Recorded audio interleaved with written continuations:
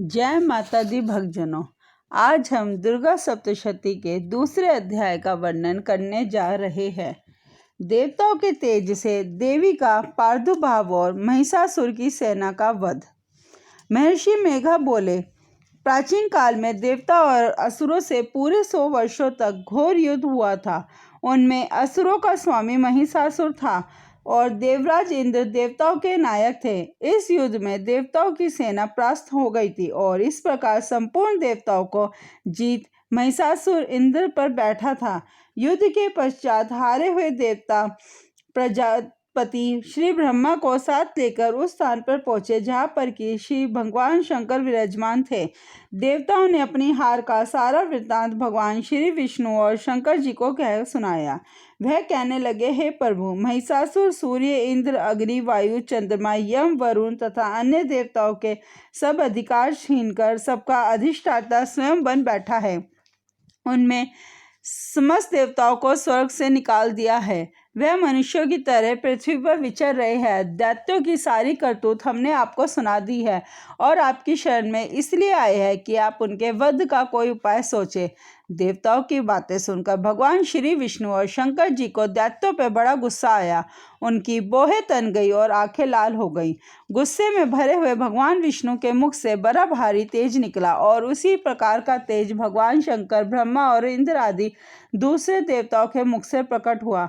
फिर वह सारा तेज एक में मिल गया और तेज का पुंज वह ऐसे दिखता था जैसे कि जाज्वल्यमान पर्वत हो।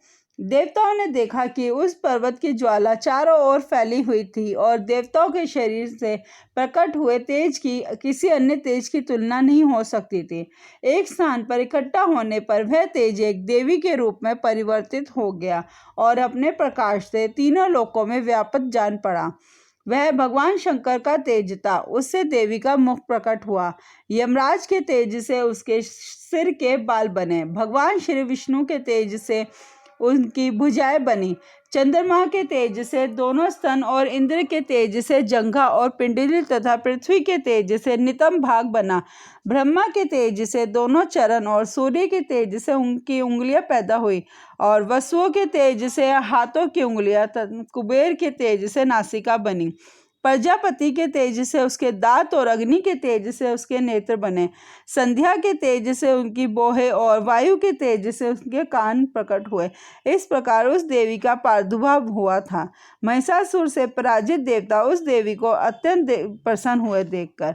भगवान शंकर ने अपने त्रिशूल में से एक त्रिशूल निकालकर देवी को दिया और भगवान विष्णु ने अपने चक्र में से एक चक्र निकालकर उस देवी को दिया।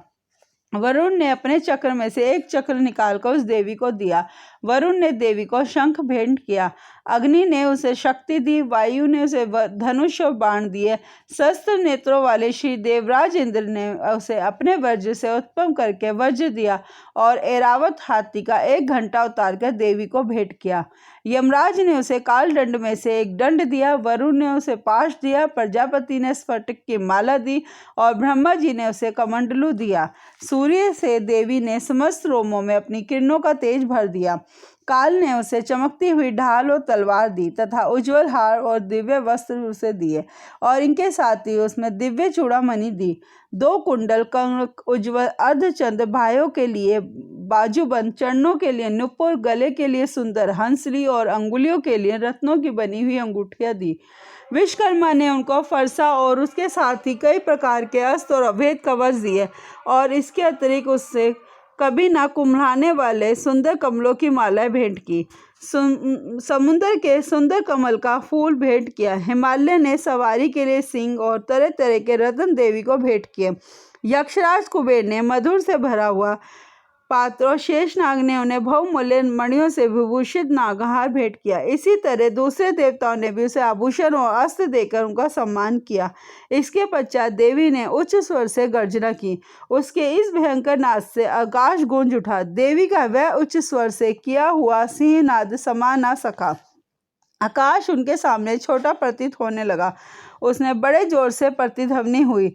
जिससे समस्त विश्व में हलचल मच गई और समुद्र कांप उठे, पृथ्वी डोलने लगी और सबके सब पर्वत हिलने लगे। देवताओं ने उस समय प्रसन्न हो सिंह बांदरी जगमई देवी से कहा, हे देवी तुम्हारी जय हो। इसके साथ महर्षियों ने भक्ति भाव से विमन होकर उनकी स्तुति की। संपूर्ण त्रिलोकी को शोक मगन देखकर दैत्यगण अपनी सेनाओं के साथ लेकर और हथियार आदि सजाकर उठ खड़े हुए। महिषासुर के क्रोध की कोई सीमा नहीं थी। उसने क्रोध में भरकर यह कहा, यह सब क्या उत्पात है। फिर वह अपनी सेना के साथ उस ओर दौड़ा जिस ओर से भयंकर नाद का शब्द सुनाई दिया था और आगे पहुंचकर उसने देवी को देखा जो कि अपनी प्रभा से तीनों लोकों को प्रकाशित कर रही थी। उसके चरणों के भार से पृथ्वी दबी जा रही थी। माथे के मुकुट से आकाश में एक रेखा की ध्वनि बन रही थी और उसके धनुष की टंकोर से सब लोग शुद्ध हो रहे थे। देवी अपनी सहस्त्र भुजाओं को संपूर्ण दिशाओं में फैलाए खड़ी थी। इसके पश्चात उनका दैत्यों के साथ युद्ध छिड़ गया और कई प्रकार से अस्त्र शस्त्रों से सबकी दिशाएं उद्भाषित होने लगे। महिषासुर की सेना का सेनापति चिक्षुर नामक एक महान असुर था।